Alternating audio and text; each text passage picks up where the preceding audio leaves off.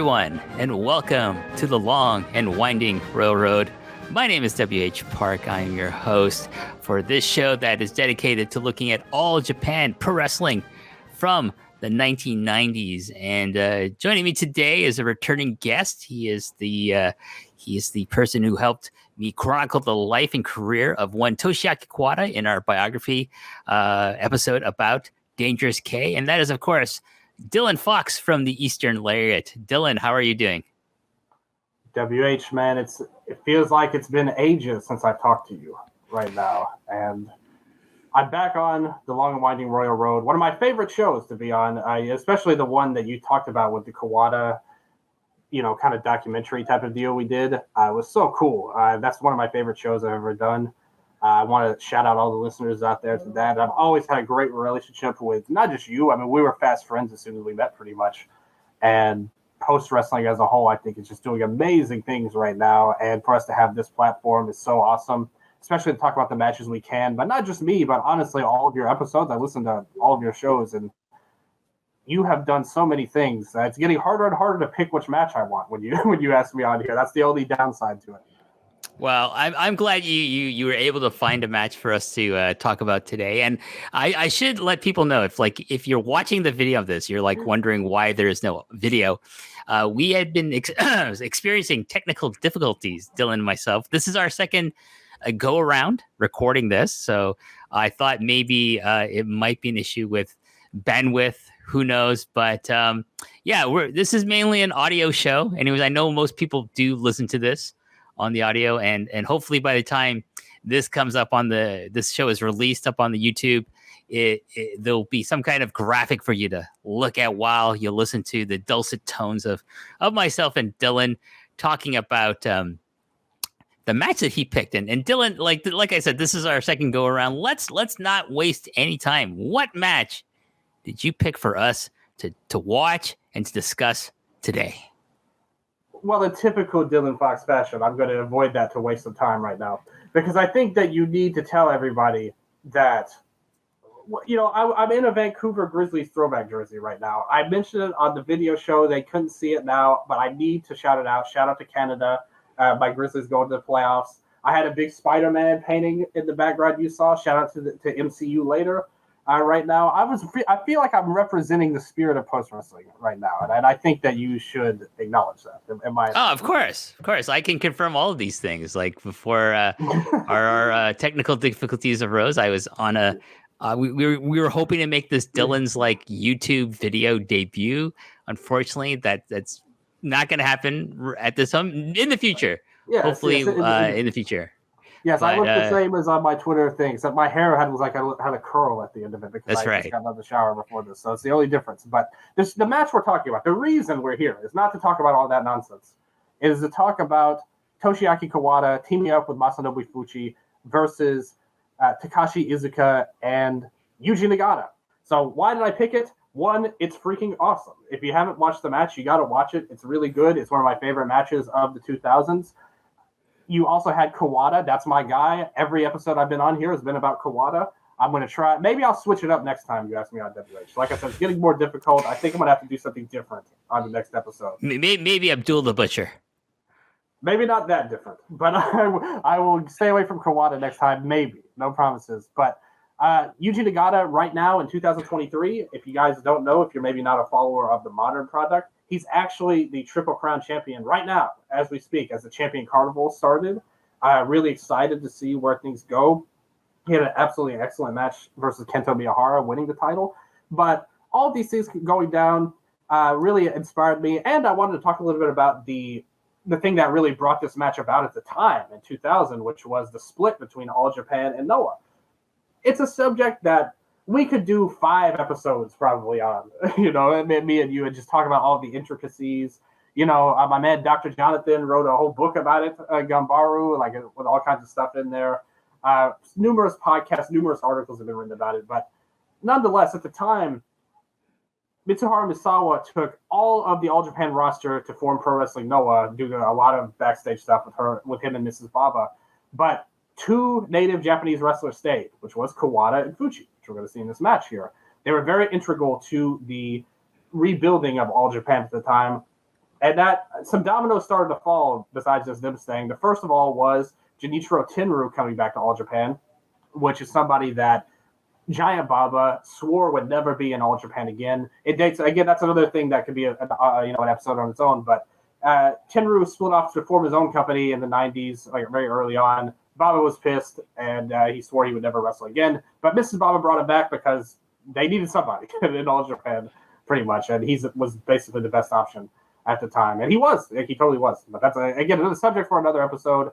The next thing that happened was Kawada showed up at a New Japan show and shook hands with the IWGP champion at the time, Kensuke Sasaki.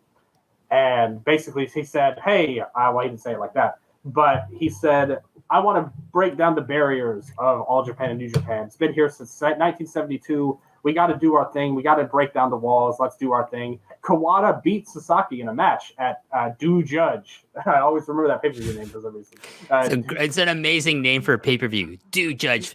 Forget Sakura Genesis. Just replace that pay-per-view name with Do Judge.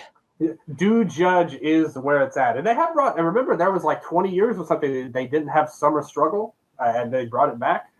They need to bring back Do Judge. Next will be its next thing here. And I mean, this show that we're going to talk about is a great name too, to be honest. But yeah, so he beat Sasaki, and Sasaki gave up the IWGP title in shame, right? That he lost to the All Japan guy in the first big match. So he's like, I'm not worthy to be the champion, even though he literally just won the G1 climax as the champion that had happened. And so he gave up the title, and now we're building to a January 4th show. This was before it was Wrestle Kingdom. It was called Wrestling World, right?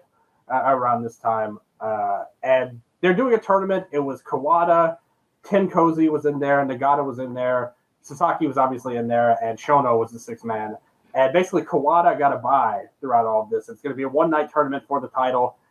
This match, main event of the show that we're going to talk about today, the tag match, was two interesting teams. Kawada and Fuchi had made it to the finals of the Real World Tag League just 5 days before this match.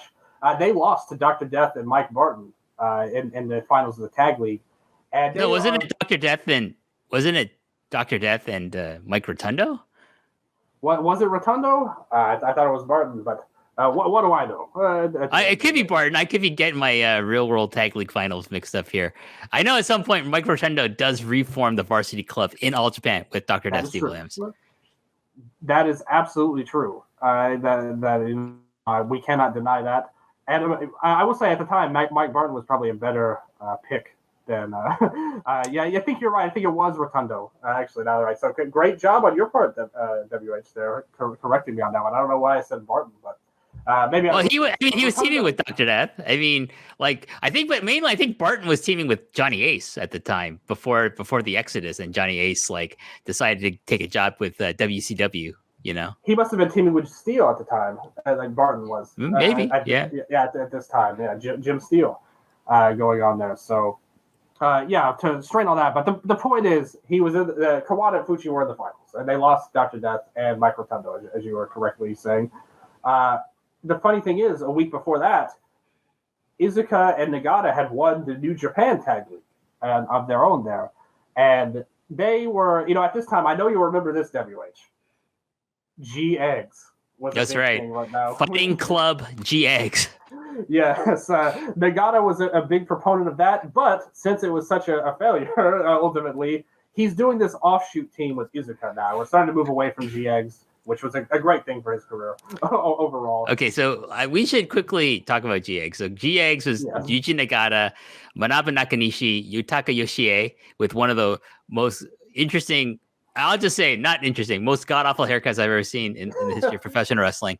And Brian Johnson, he was the foreign wrestler as part of G-Eggs, Fighting Club G-Eggs. I still don't understand what the concept of G-Eggs is. It's not like they're shooters or nothing like that. Like Nagata and Johnson would be considered kind of shooter types, but Yoshie and Nakanishi, not so much. So it was kind of an interesting group that Nagata started with these other guys. But they all had legitimate backgrounds, because you got to remember Nakanishi was like an amateur wrestling standout, and Yoshie was a judo player. So they had all these different styles represented. But it didn't work overall. Long story short, I think It was one of those things. There was a couple of groups. Fukuda was in there too at the start. Rest in peace when that happened. That really tanked their whatever momentum they could have had overall. But there was a couple of weird factions Nagata was a part of. Remember Team Japan later on, which is kind of like a similar idea. Him and Fujita. Yep. Nakanishi. Nakanishi's always like a constant in these groups. And who else is in it? Was that fucking Kendo Kashin? Yeah. Oh, fuck. Kendo. That's why. Well, okay, Fujita and Kashin. No wonder it didn't work out. So. Yeah, but so they're moving away from GX at this point, and Iizuka has stepped in, and Iizuka at this time was probably the most pushed he's ever been, and we kind of talked about this on our first attempt at this, but everyone only knows him as this Iron Glove guy, crazy, just awful worker that he became, but actually his real version for the majority of his career was, I don't know who to compare him to exactly, but anytime they needed a sidekick to a big star that was a good worker, that could always give good matches, and was always reliable and worked hard, he was who they turned to. He's then like, a 2000s version of Seiji Sakaguchi then, because that's what Sakaguchi's role was to Inoki, right? Was being like the reliable, like tag partner sidekick to Inoki, right? So like that's kind of like, Iizuka's role is to be the modern version of, at that time, of Sakaguchi, because like Nagata is obviously the person they've pegged. Okay, we're gonna eventually put the title on him, make him our ace, which they do in a couple of years down the road from here. And Iizuka is gonna be right up there with him, being his, like, for the most part, regular tag partner. It's like you would think it would be Nakanishi, but it's usually tend to be more Iizuka in that role. And this was a big year of his too. I just wanted to say, Iizuka, this was a big year for his, because at the start of the year, he was Hashimoto's sidekick going against Ogawa, including an amazing Tokyo Dome match that they had.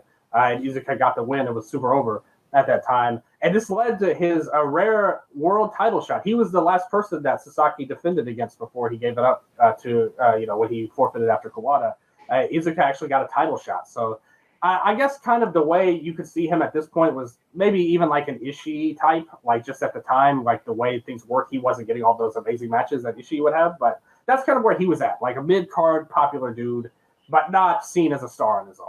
Yeah, no, like for those of you who go back and watch this match, and we'll have a link for it in the description, but like if you only know Iizuka from his like long beard, bald head, and fucking bullshit iron figures and being led down to fucking ring by Jado on a chain, you do yourself a favor. Watch him when he was actually good, when he wasn't like so banged up that he decided to do this stupid gimmick. And then like he's a very, very solid wrestler. Black trunks, black knee pads, black boots, just basic strong style, young lion style image to him.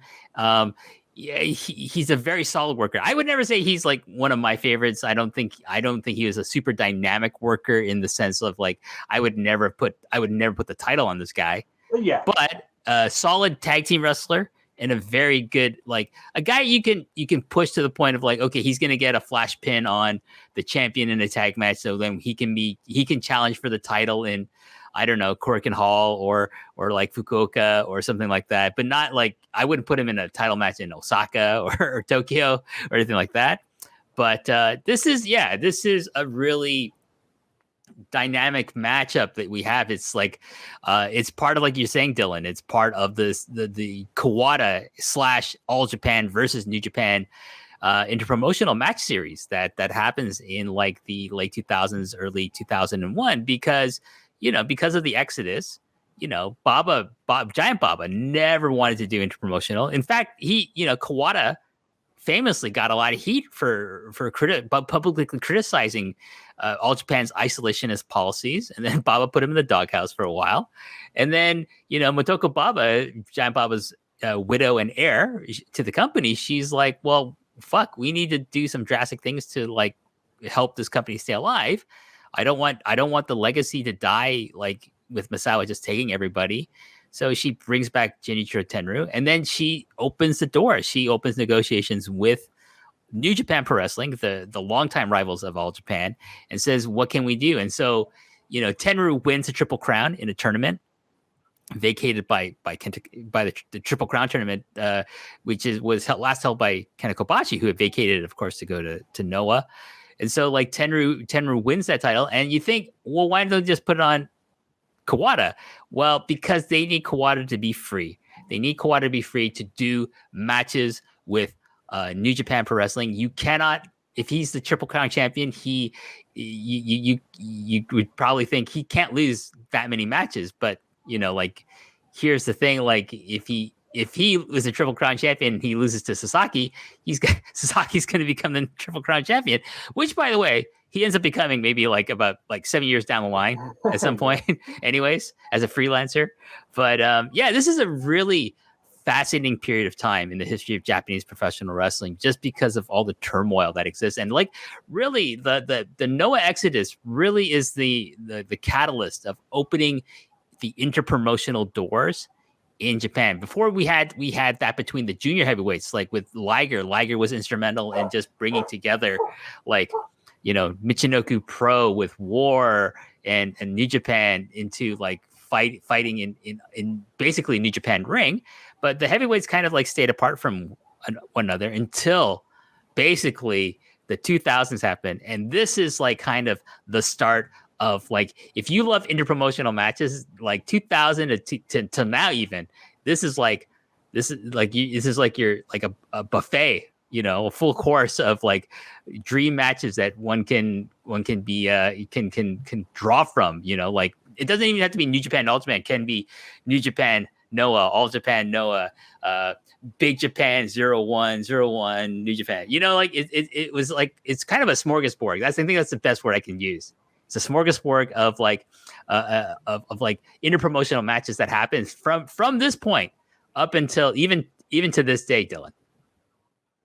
First of all, what a great word, smorgasbord. I love that. That's a very accurate description too.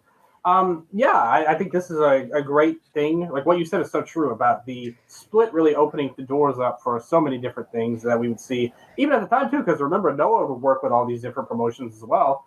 Including even Misawa returning to All Japan like 4 years later after this, when Muto was in charge of All Japan. So they worked with everybody. New Japan worked with everybody, even down to Big Japan at one point, way later on.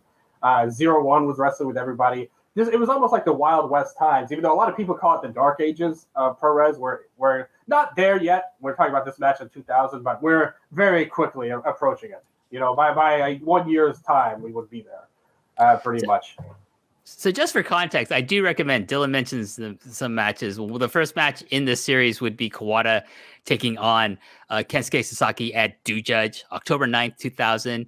Kawada wins that match in about 20 minutes. And, in shame, Sasaki vacates the title. This tag match we're going to talk about is the second match in the series. This is the match we're going to review. But the follow-up to this tag match is Kawada's participation, like Dylan said, in the IWGP Heavyweight Title Tournament that happens at Wrestling World in January 4th, 2001, where he defeats Tenzan in the semifinals, but loses to Sasaki in the finals. Sasaki gets his win back, and he takes back the IWGP title. Big mistake. I think Kawada should have won that belt, because you could have done a year-long storyline of him fucking destroying New Japan guys, and then he loses to Tenzan, Sasaki again, whoever you needed for him to put over. I think it was one of the big mistakes of whoever was booking. I think it was Choshu maybe booking this, to not put the belt on Kawada, because I think he would have been an awesome IWGP champion. I think it would have done fucking business at the box office. And this is a time where the business for New Japan is declining, because Inoki is going crazy with the MMA bullshit. The Inokiism is going nuts over there. This is the start of it. And anyways, that's just my 2 cents about Kawada. Should have been the IWGP heavyweight champion. But this brings us. You see that play out with Hashimoto, and everything that happened with him. That was really the sign, I think, where things are really starting to turn for the worst going on when he left New Japan. Yeah, for sure. That's like, that's for people who don't know, Hashimoto then forms 01, which is kind of of New Japan, initially New Japan backed promotion that becomes its own thing. kind of. It's weird because he takes Otani with him, and that's where Masato Tanaka goes after the dissolution of FMW and so forth and so on. But let's get to this match, Dylan. We're going to talk about Nagata Iizuka versus Kawada and Fuchi from New Japan Pro Wrestling, the second Judgment pay-per-view held at the Osaka Prefectural Gymnasium, one of the best places ever to watch wrestling. Osaka's wrestling culture, wrestling fandom is super fucking hot, especially for New Japan. They love New Japan there like no one else's business. And this is a sold-out show. Attendance listed at 6,700 people, and I can totally believe that that's a legit number. Oh, absolutely. In an era where there were no legit numbers practically, but this one stands up that it feels like it could be. The crowd, you could feel the energy right away when you see these guys come out, especially Kawada. When his music hits, I mean, man, what a reaction from these guys. So let's talk about the card before we get to our main event. This match is the main event of this card. So in our opening match, Kensuke Sasaki and Super Strong Machine, Junji Harada, defeat T2000, Masahiro Chono, and T2000 Machine. Who is T2000 Machine? Do you know, Dylan? That had to be Goto, right? Tatsu Goto, not Hiroki Goto. No, Tatsu Goto, yes. The blonde. Wait. He's the bald one or the blonde one? I think he's the bald one. He's the bald one. Ohara was the blonde one, right? Right, yes. And not Hajime Ohara, the Michi Ohara. That's right. What awful heel tag team of the day. No, they were not very good. The singles match follows that. Yutaka Yoshie defeats Hiroshi Tenzan in 13 minutes, 38 seconds. So this is Tenzan not necessarily being a top guy yet. So he's losing to Yoshie here. Singles match, Michiyoshi Ohara, there we go, defeats Kendo Kashin in 3 minutes and 7 seconds. And for a Kendo Kashin match, that's 3 minutes and 7 seconds. Too long, in my opinion. Satoshi Kojima takes on and defeats your favorite volleyball turned wrestler, Dylan Kenzo Suzuki, in 9 minutes and 40 seconds. In a 6-man tag team match, Jushin Thunder Liger, Minoru Tanaka, and Shinya Makabe, later to be called Togi Makabe, defeat Super Delphin, Takahiro Murahama, and Tsubasa. Of course, this is an Osaka pro team because they are in Osaka, so Liger probably reached out, hey, you guys want to job out to us? Sure. What's the payday? You'll get this much money. No problem. That match is probably pretty good, though. 16 minutes, 46 seconds.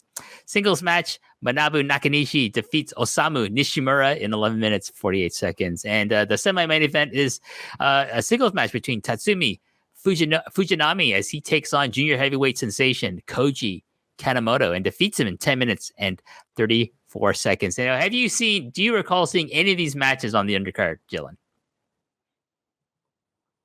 I wish I saw that semi-main event because that sounds freaking awesome. Fujinami versus Kanemoto. Kanemoto is like my favorite junior of all time. And Fujinami's old at this point still, but that still sounds like a lot of fun overall. Like, this whole card actually seems pretty interesting, to be honest with you. That 6-man match is really cool. I wish I could have seen them, but no, I've never even seen these online anywhere. You have to dig sometimes for these older Yeah. You have to dig. I do not think any of this show is on New Japan World. Definitely the main event is not on New Japan World. So I tried.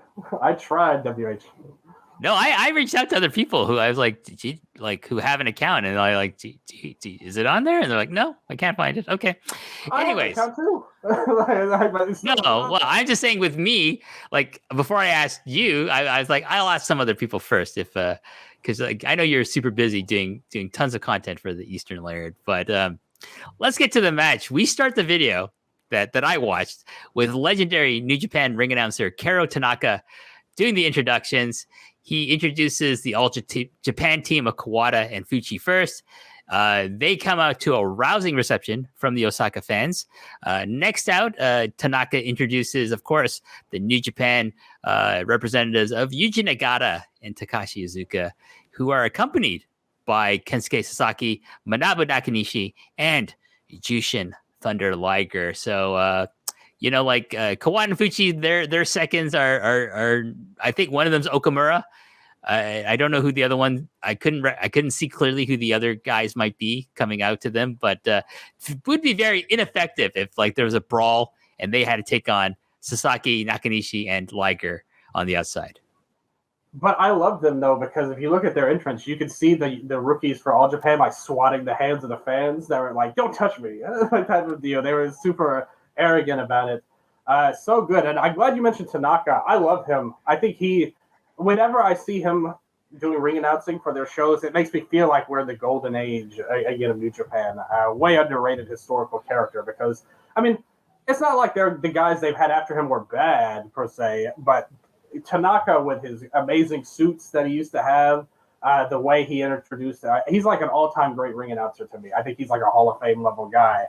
And they've had some other guys over the years, but none as good as him, in my opinion. No, I mean he is like, if you were to make an American comparison, he is the Howard Finkel of Japan. Yeah. So, let's talk a bit about ages here, because I think this is a really interesting aspect of this match. Is that Masanobu Fuchi is the oldest man in this match. He's only though 46 years old. He looks a lot older than 46. Yeah. Kawada is 37 years old. Iizuka is 34, and Nagata is 32. And something I want to talk about briefly before we get into the match itself, Dylan, is that if you think about like kind of generationally, right? Fuchi is part of the generation of Jumbo Tsuruta, the generation in New Japan of like Riki Choshu and Tatsumi Fujinami. Kawada is a peer of like the Three Musketeers, because the Fort Billers and the Three Musketeers in New Japan kind of came up at the same time. So he's of the same generation as Muto, Hashimoto, and Chono, and to some degree also as Kensuke Sasaki, who I consider to be in the Three Musketeers generation. But underneath him, following that, is the other generation. The next generation is Takashi Iizuka, is Yuji Nagata, is Nakanishi, Kojima, and Tenzan. And their closest like parallel in All Japan before the split would be Jun Akiyama. And so it's kind of interesting that Kawada is fighting guys who would be considered his kohais.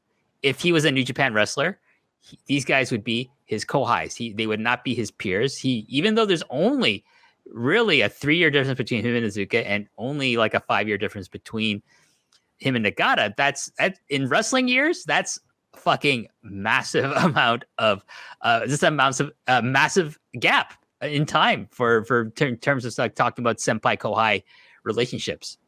And not to mention that Kawada debuted 10 years before Nagata did. Kawada was debuted like 82 and Nagata was 92. So he had like a ton of experience edge over somebody like Nagata. I think he had a few. I think Iizuka debuted like 86, maybe. Like mid to late 80s, Iizuka did. So he has like the experience edge as much as the age too. Yes, so that's something we have to keep in mind when we watch this match, is like that kind of generational dynamic that's going on between Kawada, especially between Kawada and Nagata, but also like Fuchi and the New Japan guys. So we start the match off. It's Fuchi and Iizuka start off, and Fuchi does a bit of stalling, but Dylan, not that dumb Jay White kind of bullshit stalling. Fuchi has actually got some psychology, and he's trying to frustrate Iizuka and the fans in attendance with like just being kind of like, oh, I'm not going to lock up right now. I'm just, he doesn't jump out to the ring and just walk around like a dumbass like Jay White would. He's like, there's some psychology here. There's some like meaning to what he is doing here. He grabs a side headlock on Iizuka. He knocks down Iizuka with a shoulder tackle. He gives him a body slam. And then he just starts a series of side headlock takeovers that Iizuka escapes easily. And then Iizuka slaps a sleeper hold, his finisher. But unfortunately for him, Fuchi is too close to the ropes. I think a nice little opening to this match. I loved this segment. And the reason behind it is Fuchi. This is perfect because remember at the time, he's kind of like, he's a heroic figure in All Japan at this point. One of the main guys. Kind of like Kawada's right-hand man in and out of the ring. Everybody knows that they have say and stuff backstage because there's the only two left. But his entire career, I know you would know this, WH, and a lot of the listeners will too. If you go back and look at the six-man tags, the famous six-man tags of like 1990, 91, 92, Fuchi is best as prick heel. And that's what he was able to do here as an outsider. I mean, he's so disrespectful when he starts on Iizuka. It's like he's so lazy about it. He's literally just walking over to the ropes and is like, Iizuka's like, come on, come at me, man, come on. And Fuchi just walks over to the ropes, and he kind of gets the referee, be like, hey, I'm not ready for this yet. And it's a great heel stalling. I loved his tactics. And like you said, Iizuka, that says a lot about him because you're right. He won. And this is another reason why this match worked so well, just like the match in January 1st, 2000 with Ogawa, because he was mainly paired against Murakami, who's another prick heel type of guy. And that is able to get the fans rallying behind him. And, he's just a very solid, great hand, like really good utility player for New Japan, but not, like you said, black tights, normal hair, just a normal guy who wrestles really good. And this allowed the fans to really get behind him by Fuchi's just. And the amazing thing about it is Fuchi, like, totally no-sold Iizuka at the start, but Iizuka is much higher ranked than him. He literally is coming off a title shot a few months prior, and Fuchi has no credibility, like, as a main event player in All Japan for years and years at this point. So it's amazing that he, even despite that, he still is like, screw this. I don't feel like wrestling this geek. Pretty much. So Iizuka breaks the sleeper hold, but immediately puts it on again, prompting Kawada to come in and break it up. Nagata comes in as well. Taika Hattori gets the other two guys, the illegal guys, out of the ring, and Iizuka goes for the sleeper again. But Fuchi is too close to the ropes and takes a powder to the floor. Fuchi takes advantage of the 20 count to catch his breath, again, in a very smart way, not a Jay White type of way. But as soon as he comes back in, Iizuka goes right back on the attack. After an exchange on the mat, Nagata tags in and goes right after Fuchi's legs with a series of kicks. Fuchi wisely retreats to his corner where Kawada is able to finally tag in. And the crowd is just now like, oh shit, here it comes. The two guys who are known for their kicks are going to face off now. It's such a great matchup, and it's one that nobody really thinks of, really. I think somebody like Nagata is more, and you kind of brought him up earlier, but he's more thought of with Akiyama, because they had their tag team run the year after this, and obviously they have a lot of the same finisher with the backdrop, the exploders and things like that, the blue that they wore. They're always so linked, but Kawada and Nagata had such great chemistry, and as I said, the main point of this match ultimately was to build to the tournament happening on January 4th at the Dome and maybe give us excitement for a Nagata and Kawada match. Although that unfortunately didn't play out. I wish it would have, because the chemistry they showed here was just off the charts good. Just great pairing together. Nagata and Kawada engage in some really nice mat wrestling that neither man can gain the advantage on the other.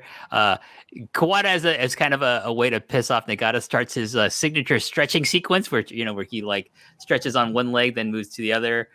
This prompts Nagata to attack with a series of kicks. Maybe he's like, how dare you stretch in the middle of our match and not before it. Taika Hattori breaks it up, which gives Kawada the opening to launch his own series of kicks on Nagata.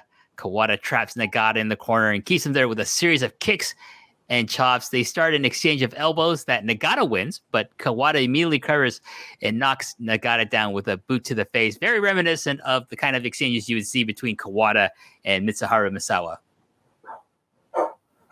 That's a great point, too. Another guy, because remember, a few months from now, the 0-1 debut show, Nagata was a part of that match with Akiyama, Hashimoto, and Misawa himself.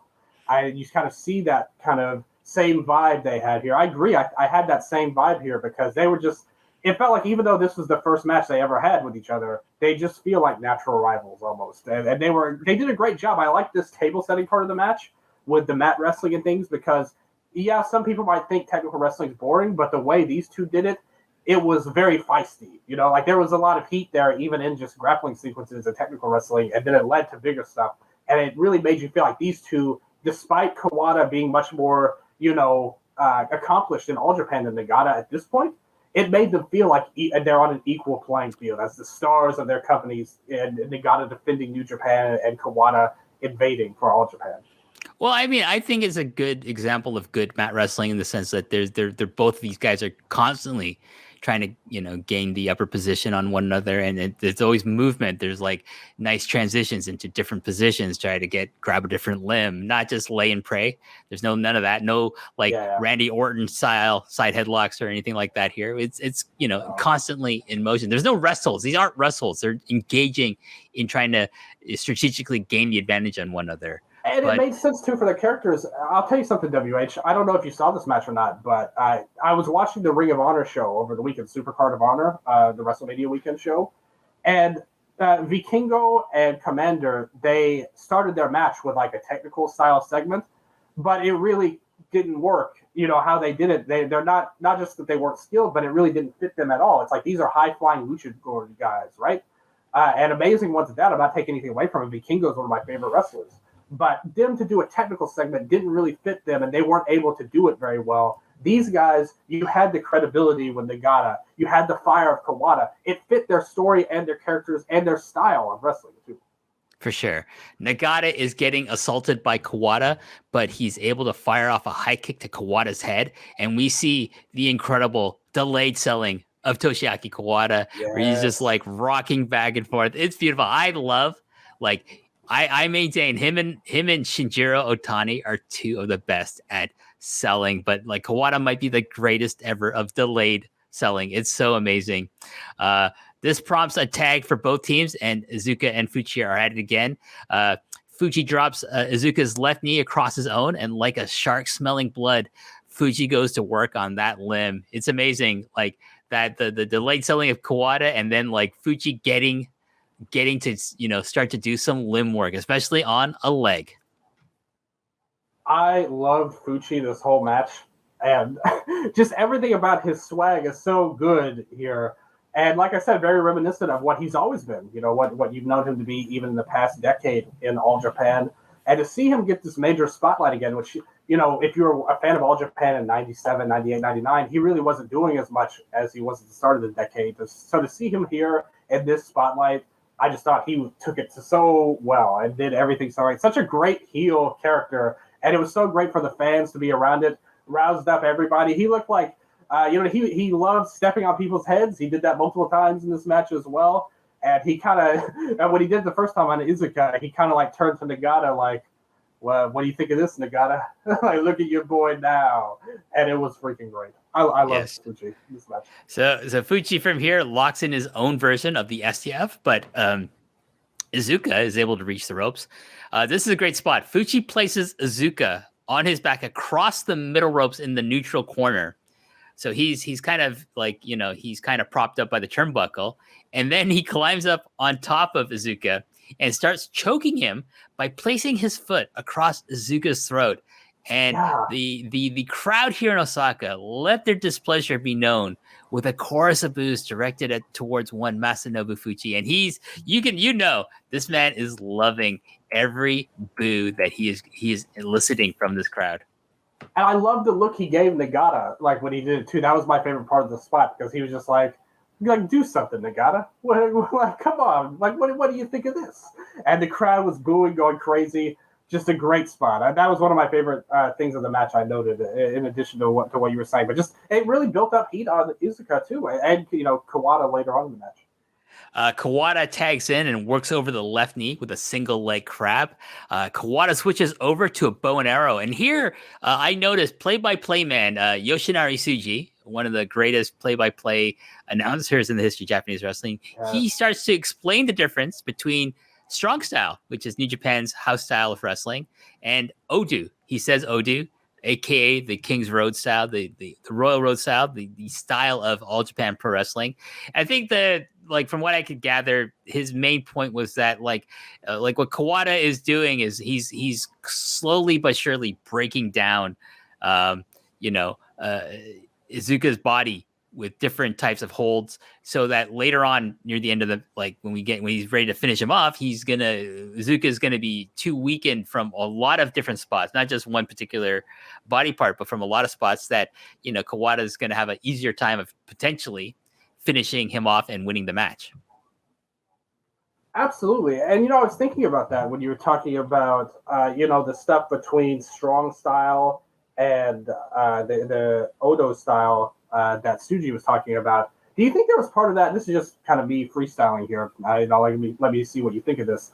Do you think there's a part of that they were trying to say, kind of in a roundabout way, that the Odo style is the old way and strong style is kind of the better new way, like that New Japan has, and the All Japan way was particularly made, like, by saying that, you're looking at a match where Fuchi is deploying dirty tactics and being a heel. It's kind of like a battle of just willpowers and aesthetics that they had, and they were kind of trying to say the New Japan style was better than All Japan. That's kind of how I took that with this match. I'm not sure. I couldn't garner enough with my level of Japanese to see if he's saying that. I get the impression. Maybe he didn't say it directly, but just kind of implying it. You know what I'm saying? Well, I get the impression he's not there to bury All Japan at the expense of putting New Japan over. I think he's doing I get the impression from what I could catch is that he's doing a really good job of like making sure that these guys are formidable in their own right. They wrestle a different style,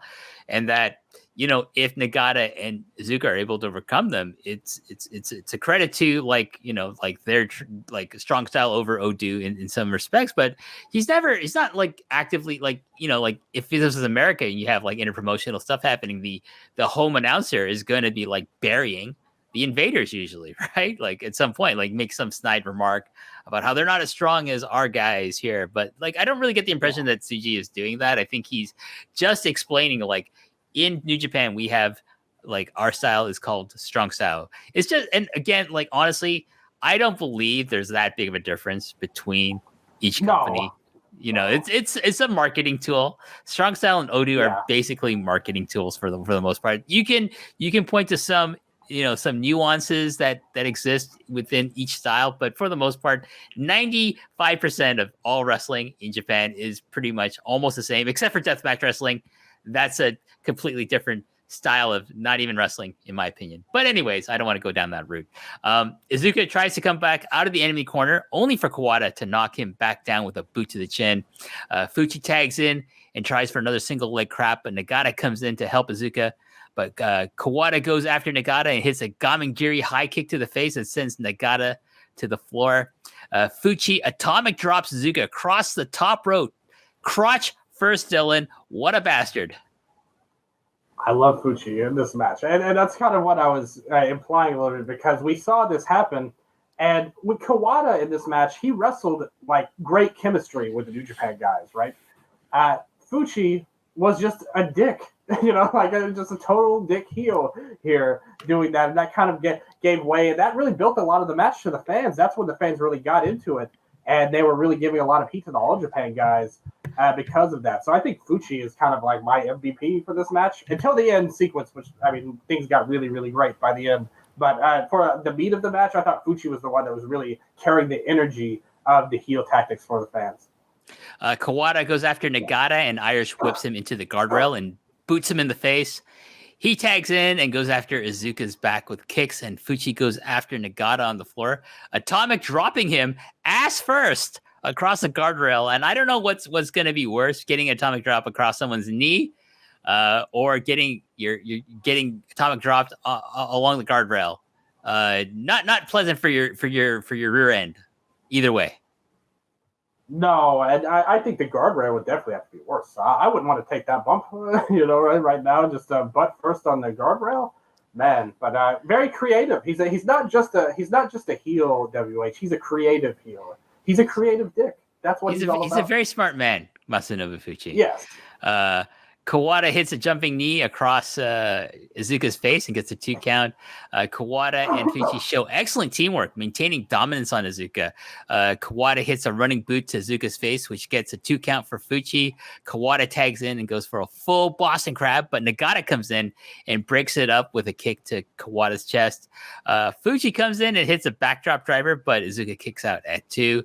I have to note how Fuchi does an awesome job of cutting off the ring, smartly placing his body between Iizuka and Iizuka's corner, where Nagata's desperately wanting to get tagged. But like, this is where where Fuchi's experience in Memphis, when he did excursion in Memphis, this is where this kind of not like, oh yeah, you gotta do Memphis tag style and cut this fucking ring off so Iizuka can't get to Nagata. Yeah, I totally agree with that. And shout out to Memphis. That's where I'm at right now. So we have great tag wrestling psychology. Even works in Japan perfectly well. I really love, too, that they kept cutting to, like, Sasaki and Liger on the outside, especially. And Sasaki was really riling on, trying to rally Iizuka and Nagata around this point because the All Japan team was really controlled through the heel tactics, but Sasaki was just kept on going every time they cut to him. I really like the energy from the outsiders. Iizuka reverses a suplex attempt and hits his own. Kawada tags in, but Iizuka fires up and locks a sleeper on Fuchi. But Kawada saves his partner with kicks. Excuse me. Kawada goes over to check on Fuchi. I don't know why he does this. It's kind of weird. And this allows Iizuka to roll over and tag in Nagata. Nagata yells at Kawada, who's on the floor checking on Fuchi, to get back into the ring. And then they start going at it with one another. Kawada hits a boot to the face and a lariat and gets a 2 count on Nagata. There's loud Nagata chants, which gives him the energy to hit a series of enziguris and follows up with a beautiful German suplex with a bridge for a very close 2 count. And we are now getting into the phase of the match where like things are just escalating minute by minute here, Dylan. Well, Kawada checked on Fuchi because he's a great teammate. He's not going to leave Fuchi behind. Remember all those matches when he teamed with Misawa? Misawa was stuck on the floor and Kawada had to fight 1-on-2. He's not going to fall for that again in this inter-promotional rivalry. He remembers those days. But I love that sequence, actually, because I thought it was really smart because they kept cutting off the ring, as you mentioned earlier, with Iizuka. And this was kind of like he outsmarted the All Japan guys here by taking out Fuchi, so Kawada paid attention to him. He finally was able to tag Nagata. So I thought it was like really cool and smart when they did it. Maybe not smart for Kawada, but like I said, he was trying to be a good partner. That's all. But the interactions with Nagata and Kawada, again, great chemistry, just awesome work from Nagata here. Great babyface. And you can really see that the fans bought into him as a main event level guy.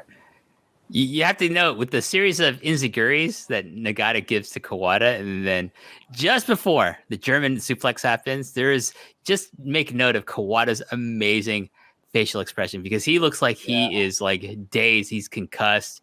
He just looks like Nagata has just killed him, and he does an excellent job of like really selling and putting over Nagata's offense on him in that like kind of 10-second sequence there. Yeah, Kawada, like you said, he's a guy.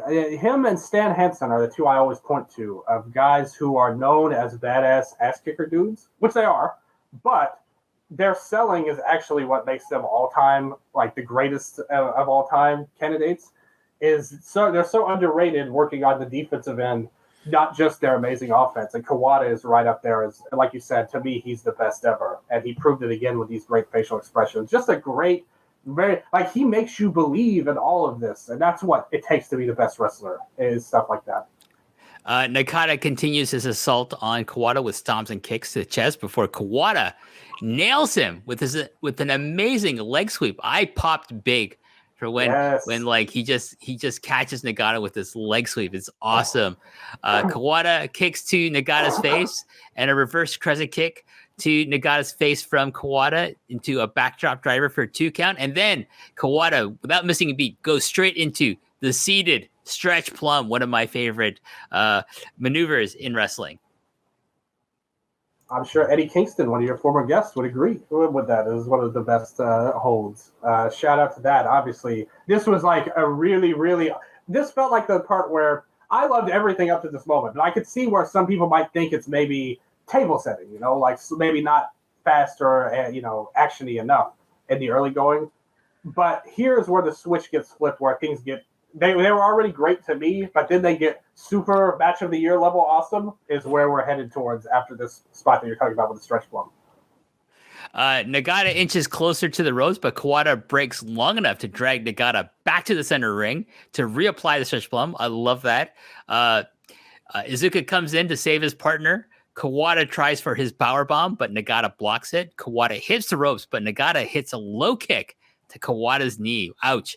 Nagata starts kicking the shit out of Kawada's knee and then goes for the Nagata lock 1, which is his version of a reverse figure 4 leg lock. And great, nice comeback sequence from Nagata here. And like you said, great selling right away. When he got him in the knee, it was kind of like a turnabout being fair play for what Kawada did earlier with the leg sweep, but he sold it so masterfully here that you just knew stuff was about to hit the fan. Kawada inches towards the ropes, but Nagata breaks it up just to drag him back in. I love spots like this where you like tease not only for your opponent but for the audience. Like, okay, the opponent's gonna reach the ropes, but just drag him back into Back in the center ring. I love when people do that in wrestling. Fuchi comes in, but he collapses from exhaustion midway to saving Kawada. Love it. What a professional wrestler Fuchi is. He finally breaks the Nagata lock by stepping on Yuji Nagata's face. That will do it. Stepping fully on someone's face, using all your body weight to crush in their cheeks. Iizuka tags in and he collapses due to the damage done to his left knee earlier in the match. But he rushes over to knock Fuchi off the apron and goes after Kawada's knee and is able to hit an exploder suplex and then goes straight for a knee bar. But I like both Fuchi and Iizuka when they come in. They're like, it's not a hot tag. It's kind of a like, okay, I'm coming in, and then oh my god, I'm so beat up still. Like I can't. I can't run over there. I have to drag myself over there. I think that's makes it seem so much more like legit and adds a lot of tension to the match. Oh, 1,000,000% agree here. And especially for Fuchi. I mean, I loved Iizuka's performance here. I thought he was a great underdog type of second guy. Whenever he needed to fire up, he did great, and his selling was on point. But Fuchi, after being the biggest asshole in the world earlier for most of this match, now he's also a great seller on top of it, where he's exhausted. At one point, he reaches to the wrong corner. I don't think he was even legal when that happened, and he still did. I'm reaching for the wrong corner spot, and he's not even legal in the match. He's still looking for a tag. Fuchi was just awesome in the selling, but I totally agree with what you said. The quote-unquote hot tags here were so good, and that they were different, unique. Somebody needs to ape these spots nowadays, because I think this would still get over, even like in a WWE or an AEW, let alone an All Japan or New Japan now. Somebody needs to take this in a tag scenario. Nagata intercepts Fuchi and locks in the Nagata lock on him. Kawada valiantly goes for the ropes and finally breaks a hold after several thwarted attempts by Iizuka. Iizuka tries another German, but Kawada hits a Pele kick and tags in Fuchi, who immediately drop kicks Iizuka in his bad left knee. Some awesome psychology here. Backdrop driver, another one, but Iizuka kicks out at 2. Fuchi locks in the Misawa face lock. Kawada stops Nagata from saving Iizuka and locks in the stretch plum. Iizuka tries for the ropes, but Fuchi snapmares him back into the center of the ring and goes back to the face lock. There's now a big Iizuka chant coming from the fans that gives Iizuka the energy, the hope, the inspiration to reach the ropes, to get out of the Misawa face lock that Fuchi has adopted for his own use. Oh, this was beautiful. Man, this was so good, this whole segment. And it was so cool that they did the stretch plum and the facelock spot right after, well, not right after, but it was a great payback for the leg spots. The earlier New Japan guys both had them in leg bars. And now you had this with the head-based submissions. It was so well done. The crowd was just losing their minds at this. Iizuka looked like the top babyface in any promotion here. And he was doing an excellent job. And everybody was just on point now. Like I said, this match is rolling at this point, and I really, even at this point, I was thinking, man, this is one of the better tag matches I can remember seeing ever in New Japan. So Iizuka hits the ropes. Fuchi drops down and gets back up, and they run into each other's heads. This lets them tag in Kawada and Nagata, respectively. And Dylan, at this point, we are hitting the crescendo of this match because Kawada and Nagata, they come in, they just go for broke with exchanges of kicks. Yes. I can't go into detail, but they just start exchanging kicks, slaps, etc., as Karo Tanaka, we're getting down to the time limit. It's a 30-minute time limit. Starts to count down the remaining time until it hits the 30-minute time limit. They ring the bell. Everyone just collapses from exhaustion. But this last, fiery exchange between Nagata and Kawada is just amazing because they know that the match is gonna go. They're desperately trying to get a win on one another because they don't want to go to a draw. And the desperation that they both exhibit in their body language is just fantastic to watch here. This was amazing. This was such a perfect ending to this match. Like, oh my God. These guys just, like you said, they went for broke. They laid everything on the line. They put heart and effort in. They hit each other as hard as they can. I loved I kind of mentioned to him earlier how great Tanaka was here counting down. I can't believe they don't do that more these days. Like, and the crowd probably wouldn't be as hot as it is here. But man, it just had a chaotic energy. They were going crazy. And the ending of the match, after they went all out at each other with the slaps and the kicks, actually Nagata gets the advantage to end the match, and he locks in the cross armbar. And Fuchi, I love him so much. How does he end it? By walking over and stepping on Nagata's head to break up the cross armbar as the time expires. And Iizuka comes in to fight him. It was awesome. Like, this ending was so great. One of my favorite endings I can remember of any match, to be honest. I just thought it was so amazing.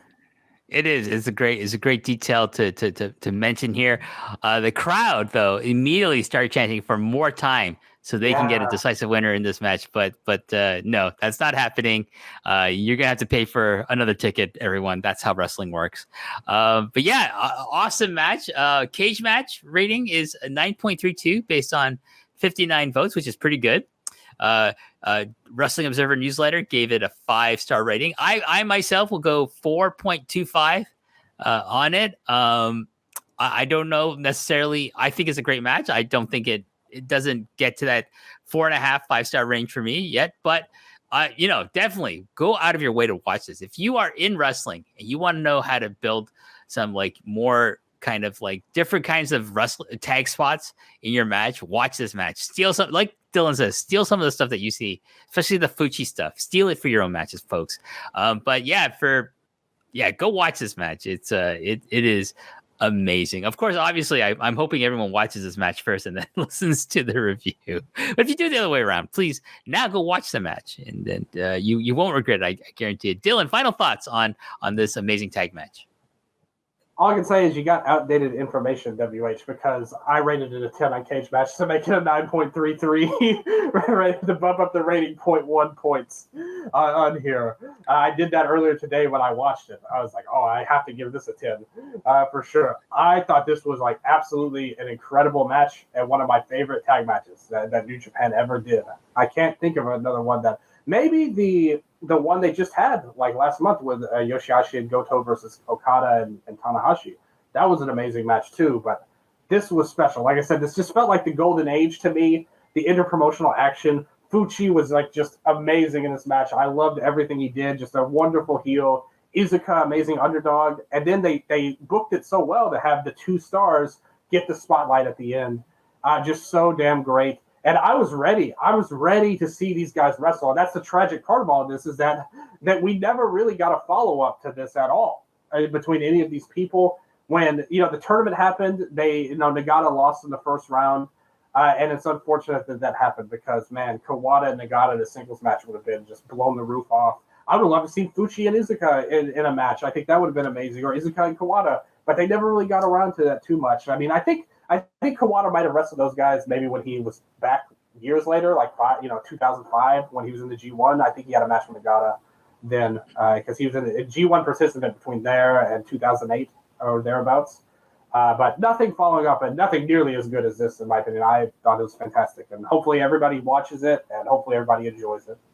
I remember like when this match happened, like, and people like obviously back in the days, like you hear about it, right? And then you hear like there's all this buzz about it, and then then you get the tape, right? And then you finally watch the tape of it, and it's like, holy shit! I remember people like, who I respect, whose opinions I respect, just gushing over it. And they're like, but the main thing is like, holy shit! I didn't think I was gonna rate like a 4-star, 4 or higher star rating to any match involving Masanobu Fuchi in the year 2000, because for the longest time, Fuchi was regulated to being an old, like even at the age of 46 years old, which is not that old, to being the quote unquote, old guy comedy 6-man tag matches, right? That's what his role was for like, I don't know, the last 7 years in All Japan was to be that like, and then so it, he's okay. Well, he's just gonna he's not going to really contribute much. It's going to be Kawada carrying the load. And it's not. It's Fuchi just goes in there and just shows you, hey, like I might be like 10 years older than like pretty much everyone else in this match, but I don't need to be like in like a bodybuilder's, have a bodybuilder's body. I don't need to have like kick pads or nothing like that. It's just me, my boots and my trunks, and my dirty ass heel tactics. What incredible psychology that's gonna draw you into this match. And he is a big reason about why this match is such a success in terms of like the heat it gets and the quality of it. Yeah, everybody was great here. Like I said, I even thought the guys on the outside were amazing. Sasaki and Liger. There's a part where Iizuka kicked out of one of Kawada's big moves, and they cut the Liger, and he's like pumps his fist. It's like yes, like he kicked out. The Tanaka was amazing. Commentary was very excited.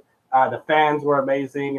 All 4 wrestlers were great. But like you said, Fuchi was the one that stood out to me with his just heel tactics, so to speak. But when they got to the end with Kawada and Nagata, that was the main event stuff. Like that was the good stuff there that everybody wanted to see. So to me, this was like perfect in so many ways.